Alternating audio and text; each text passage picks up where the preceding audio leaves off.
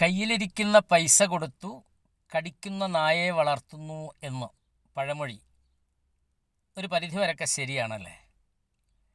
എന്നാൽ കയ്യിലിരിക്കുന്ന പൈസ കൊടുത്തിട്ട് നല്ല നായയെ വളർത്തുന്ന ഒരുപാട് മനുഷ്യരുണ്ടല്ലോ, ഒരുപാട് കുടുംബങ്ങളുണ്ടോ നമ്മുടെ സമൂഹത്തിലെ. ഇന്നലെ എൻ്റെ പ്രിയപ്പെട്ട ഒരു സുഹൃത്ത് ചോദിച്ച ഒരു ചോദ്യം, മണിക്ക, നമ്മളൊക്കെ പൈസ കടം കൊടുത്തിട്ട് വെറുതെ ശത്രുക്കളെ സമ്പാദിക്കുകയല്ലേ എന്ന്. അതും ഒരു പരിധിവരെ ശരിയാണ്. എന്നാൽ കടം വാങ്ങിയിട്ട് നന്ദിയോടെ സ്മരിക്കുന്നതും നല്ല ഡീലിങ്ങുകൾ നടത്തുന്നതുമായ എത്രയോ സുഹൃത്തുക്കൾ ഈ സമൂഹത്തിലുണ്ട്, ഇല്ലേ?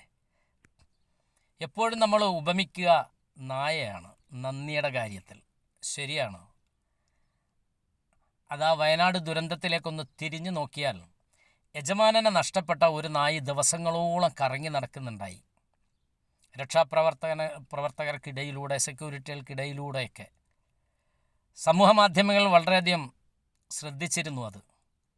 പിന്നീട് ആ യജമാനെ ദിവസങ്ങൾക്ക് ശേഷം കണ്ടു കിട്ടുമ്പോൾ ആ നായ്ക്കുട്ടി കാണിച്ച സ്നേഹവും നന്ദിയൊക്കെ അതൊന്നും മനുഷ്യരിലുണ്ടാവില്ല. എല്ലാ മനുഷ്യരിലും അല്ല കേട്ടോ. അതുകൊണ്ട് കടം ആവശ്യമുള്ളവന് കടം കൊടുക്കുക തന്നെ വേണം. നമ്മുടെ അടുക്കലേക്ക് കടം ചോദിച്ചു വരുന്നത് ഒരു പക്ഷേ നമ്മളിലുള്ള വിശ്വാസം കൊണ്ടാണ്, കിട്ടും എന്നുള്ളത് കൊണ്ട്. ചിലർ നമ്മളെ ചോദിച്ചു മടുപ്പിക്കും. പക്ഷെ പറ്റിക്കാൻ വരുന്നവരാരാണെന്ന് തിരിച്ചറിഞ്ഞാൽ മതിയാവും.